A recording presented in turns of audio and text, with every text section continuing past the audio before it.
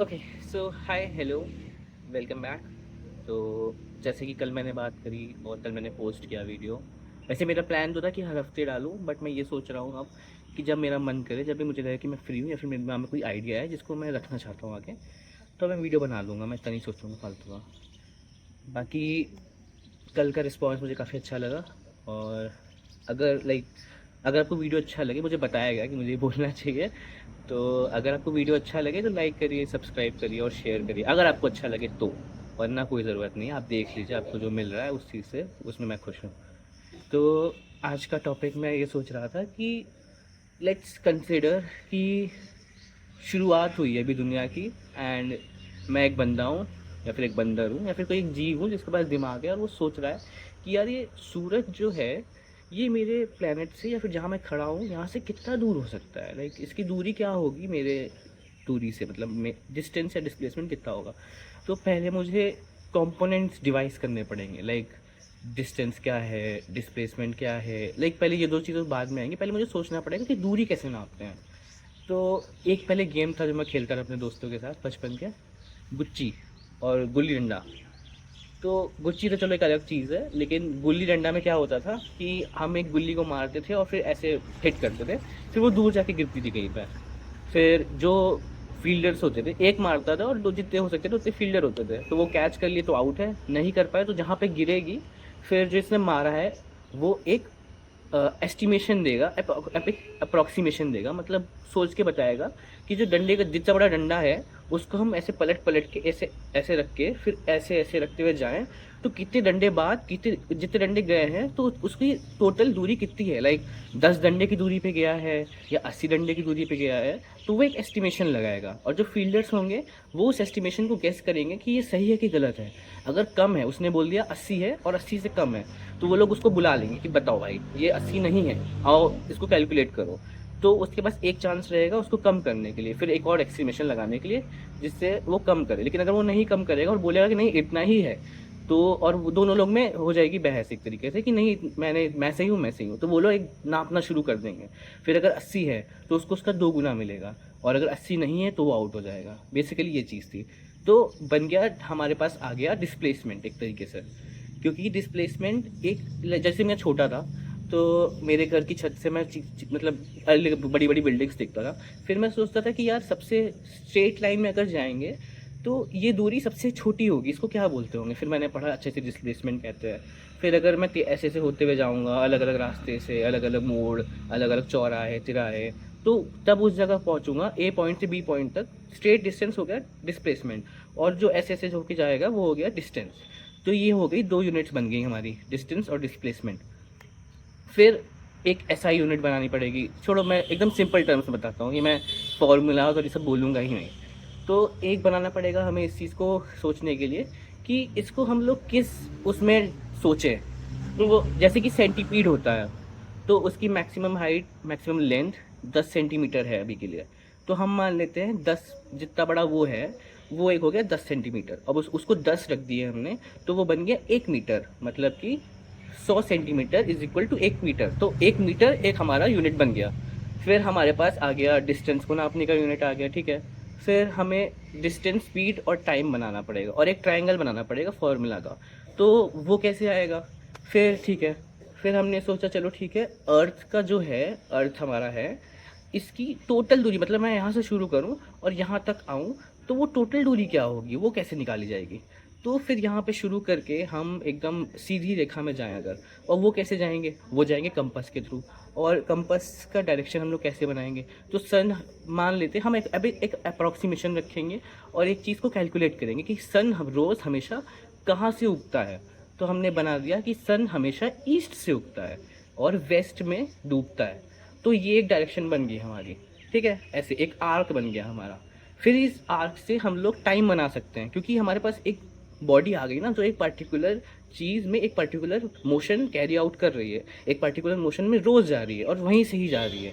फिर हम time device कर सकते हैं, जैसे कि सन डायल है। अब वो कैसे एग्जैक्टली काम करता है उसको देख के मैं समझ पाऊंगा, फिर मैं उस चीज़ को समझाऊंगा।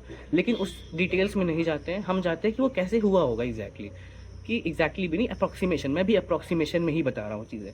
तो इसलिए कि बाद में जो इस चीज़ वीडियो को देखे वो इस चीज़ को कैलकुलेट करे या फिर उसको उसमें इसका दिमाग लगा के पूरा मतलब पूरा मज़ा ख़राब ना करूँ मैं एक तरीके से।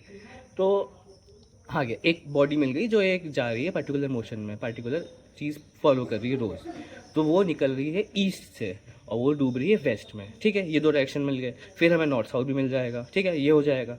लेकिन फिर जब वो यहाँ पे आती है, लाइक टॉप पोजीशन में आती है, तो वो एक स्ट्रेट लाइन में, लाइक हमारी शैडो नहीं कास्ट होती क्योंकि हमारे सर के एकदम सीधा ऊपर है। तो हम उसको एक मिडिल पॉइंट मान सकते हैं।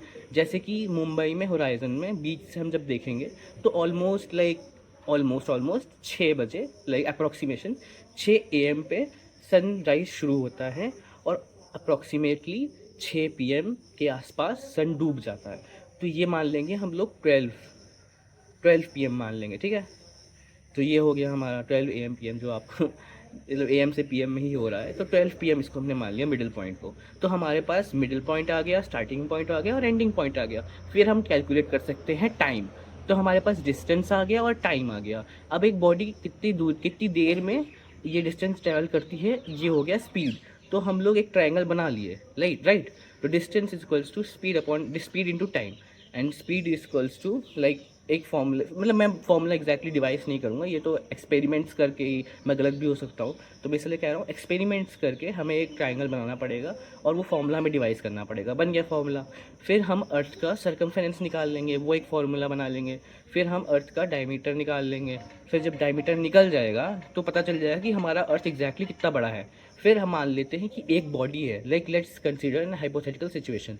तो एक बॉडी है जो अर्थ से मून तक गई है, तो वो तो डिस्प्लेसमेंट करके जाएगी ऑब्वियसली, क्योंकि वो डायरेक्टली जाना बहुत ज़्यादा एनर्जी यूजेस होगा।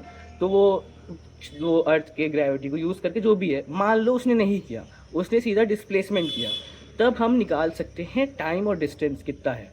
तो वो पहुंचा वहाँ पे, फिर उसने मून का भी निकाल लिया डायमीटर, और एक जगह मिडिल पॉइंट पे आ गया, लाइक जहाँ मिडिल पॉइंट जहाँ से शुरू किया था हमने, उसके ही मिडिल पॉइंट में मून पे आ गया, तो वो एक प्रोपोर्शनल बन गया। फिर हम ये निकाल सकते हैं कि हमें, लाइक खड़े होकर अपनी आंखों से देखे कि हमें अर्थ कितना बड़ा दिख रहा है, उसको कैलकुलेट किया कि हमें अर्थ कितना बड़ा दिख रहा है और मून कितना बड़ा है। फिर जब वो वापस अर्थ पे आएगा, फिर वो प्रोपोर्शनैलिटी लगा के ये पता कर सकता है कि इसके बीच की दूरी कितनी है और हमें टाइम कितना लगा और टाइम कितना लग सकता है और क्या है एग्जैक्टली चीज़ें। तो सारे कंपोनेंट्स हमारे निकल आएंगे। फिर हम आते हैं वापस से सन पे, ठीक है। तो उसके लिए फिर हम देखेंगे कि सन कितना दूर हो सकता है। पहले उसके लिए स्पीड ऑफ लाइट निकालेंगे जो कैमरा से निकल सकती है, और कैमरा कैसे काम करता है ये अगली वीडियो में बात करूँगा। तो बेसिकली ऐसे चीज़ें चलती हैं, अप्रॉक्सीमेट करते हैं हम पहले, उसके बाद उसको साइंटिफिकली प्रूव करते हैं। तो हमारे हिंदू वेद में और हमारे हिंदुज़म में, हमारा हिंदुज़म कल्चर ही ऐसा है जो साइंस पे बेस्ड है। तो हम लोग अप्रॉक्सीमेशन किए विदाउट एनी टूल्स, लाइक हमारे पास सुविधा नहीं थी, साधन भी नहीं था, लेकिन हमने सुविधा खुद से बनाई, और जब साधन आए फिर हमने उस चीज़ को प्रूव किया। तो ऐसे ही काम करता है बेसिकली हमारा पूरा कल्चर, और ऐसे ही काम करना चाहिए। फिर अब मैं आता हूँ कि मुझे आजकल के एजुकेशन पॉलिसी से दिक्कत क्या है। लाइक आई नो मैं उस पोजीशन में नहीं हूँ कि मैं किसी को गाइड कर सकूँ या बता सकूँ, बट मेरा पर्सपेक्टिव ये है, जब एक बच्चा छोटा होता है, लाइक स्कूल के भी पहले, हमारे घर वालों, हमारे माँ बाप के ऊपर एक जिम्मेदारी होती है उस बच्चे को गाइड करना कि वो किस तरीके से स्कूल की पढ़ाई लेगा। तो उसको मतलब ऐसे गाइड नहीं करना, बता देना है वो साइकिल, देखो एक एग्जांपल लेता हूँ, एक बच्चा साइकिल चला रहा है, फिर उसको मुड़ना है, लाइक सामने दीवार आ रही है, तो घर वालों को ये बताना चाहिए कि अब उसको सिचुएशन देनी चाहिए कि अब दीवार आ रही है बेटा, अब तुम क्या करोगे, लेफ्ट जाओगे या राइट जाओगे, नहीं बताना है। अब तुम्हारे पास ऑप्शंस क्या है, तुम खुद से सोचो कि तुम अब कर क्या सकते हो। तो वो बच्चा लेफ्ट मुड़ जाएगा, राइट मुड़ जाएगा, वो खुद से कर लेगा, नहीं करेगा टकरा जाएगा, दवाई लगा दो। तो उसको खुद से करने दो, उसको खुद से अपना चेतना जगाने दो, उसको खुद से अपना दिमाग लगाने दो कि क्या कर सकता है वो सिचुएशन में। तो ऐसे करने के बाद वो प्रॉब्लम सॉल्वर बनेगा, वो एक लीडरशिप वैल्यू बनाएगा अपने अंदर। उसको हमेशा आप हाथ पकड़ के चलाते रहो कि नहीं यार हाथ मैंने हैंडल मोड़ दिया, हमने हाथ पकड़ के खींच लिया, तो वो आप पे डिपेंडेंट हो जाएगा। फिर जब वो बड़ा होगा तब आप कहोगे कि यार इतना डिपेंडेंट क्यों है, हमसे क्यों पैसे मांग रहा है, हमसे क्यों ऐसे कर रहा है। उसको बचाना नहीं है, उसको सिखाना है कि वो खुद से कैसे अपने आप को बचाए जब सिचुएशन आए। ऐसा हर किसी के साथ है, लड़का हो चाहे लड़की हो चाहे जो भी हो, ऐसा ही हर किसी के साथ है। जानवर ऐसे ही करते हैं अपने बच्चों के साथ काम, कि उनको डाल देते हैं ऐसी सिचुएशन में जहाँ पे उनका सर्वाइवल इंस्टिंक्ट काम करता है, उनका एनिमल इंस्टिंक्ट काम करता है, जहाँ पे वो लोग अपने आप को एक्सप्लोर कर पाते हैं। इसीलिए इंजीनियरिंग एक ऐसी डिग्री बन जाती है एंड ऑफ द डे जहाँ पे बच्चे कुछ करना नहीं चाहते हैं, लेकिन वो आ जाते हैं क्योंकि उनको कुछ पता ही नहीं है करना क्या है। वो जब यहाँ पे आते हैं फिर वो एक्सप्लोर करते हैं कि अच्छा मैं इस चीज़ में अच्छा हूँ और मैं ये काम करना चाहता हूँ या ये काम मैं कर लूँगा। तो ऐसी सिचुएशन में आना ही क्यों है कि ऐसा सोचना पड़े कि यार मैं ये डिग्री करने जा रहा हूँ, इतना पैसा लग रहा है, स्टिल मुझे पता नहीं कि मुझे करना ही क्या है। तो ऐसी सिचुएशन आनी ही नहीं चाहिए। थोपना नहीं चाहिए कि ये मेरे सपने हैं, ये मेरे बच्चे पूरे करेंगे। उनके सपने खुद से बनाने दीजिए उनको, और अगर वो बना लेंगे तो आपके सपने भी ऑटोमेटिकली ही पूरे हो जाएँगे। कुछ उसमें करने की मेहनत की ज़रूरत ही नहीं है। मेहनत बस ये करनी है कि मेहनत नहीं करनी है।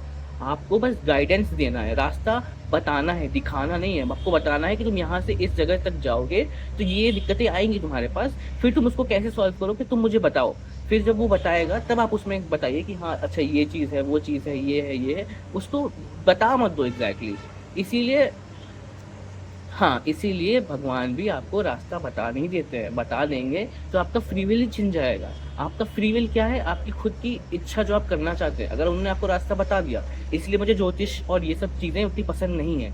ये सब चीज़ें बताने के बाद हमारे दिमाग में सबकॉन्शियसली एक थॉट पैदा कर दिया जाता है। लाइक वो भी हमें एक कॉमन चीज़ें ही बताते हैं। वो कुछ नया नहीं बताते हैं हमें जो हमें पता नहीं है। वो वही बताते हैं जो हमें पता है। बस वो हमें उस चीज़ का ज्ञात करा देते हैं कि ये चीज़ है, ठीक है? तो वो कुछ नया नहीं बता रहे ना, उससे आपका कुछ फ़ायदा होने वाला है। आपका भविष्य आपके ही हाथ में होता है। आप मेहनत करके अपना भविष्य बदल सकते हैं। जो हाथ की रेखाएँ हैं, आप मेहनत करेंगे तो आपके कैल्कुलस पड़ेंगे, जो स्किन मोटी हो जाती है, फूल जाती है, जो भी चीज़ है, तो वो एक तरीके से आपके हाथ पे ही तो है। मेहनत करोगे, हाथ से मेहनत करोगे, पैर से मेहनत करोगे, तो वो चीज़ बदलेगी ना, आपकी हाथ की रेखाएँ बदल जाएँगी जब आप मेहनत करोगे। छिलेगी, कटेगी, बदलेगी। तो लेके मत बैठ जाओ कि यार इसने ये बोल दिया, या फिर किसी टीचर ने बोल दिया, किसी ज्योतिष ने बोल दिया, या फिर भगवान ने ही बोल दिया नहीं कर पाओगे तुम। कोई भी बोल दे तुम्हें नहीं कर पाओगे, तो उसका मतलब ये नहीं कि तुम नहीं कर पाओगे। तुम बस सोच रहे हो कि नहीं कर पाओगे, तुम्हारे दिमाग में थॉट डाल दिया गया कि तुम नहीं कर पाओगे। तुम्हें तभी करना है। तुम्हें उनको इसलिए नहीं कि तुम उनको गलत प्रूफ कर रहे हो, इसलिए कि तुम अपने आप को बता रहे हो कि नहीं मैं कर सकता हूँ, अगर कोई मेरे साथ नहीं खड़ा है तब भी। तो बस हाँ, आज के लिए इतना ही। बहुत अच्छा लगा मुझे बात करके। लाइक मैं सोच नहीं रहा था वीडियो आज बनाने का, बट लेकिन ठीक है, जैसा मेरा मन करेगा या फिर कुछ आइडिया आएगा, जो कि हमेशा आता ही रहता है मेरे, तो आई डू इट। लाइक जब मुझे मन करेगा तब मैं बना दूँगा। अब कोई प्लानिंग नहीं करूँगा। यही मतलब मेरा पूरा बेसिस ही यही है कि कुछ प्लानिंग अनप्लान्ड चीज़ें हैं। बस मैं सोच लेता हूँ साइंटिफिकली, थोड़ा सा अपने को करेक्ट कर लेता हूँ, तब मैं वीडियो बनाता हूँ। लेकिन उससे ज़्यादा मैं टाइम नहीं देता। इस वीडियो को बनाने के लिए भी मुझे सिर्फ 5 मिनट सोचना पड़ा होगा। तो ऐसे ही लाइफ भी काम करती है। मत सोचो, पहले करो।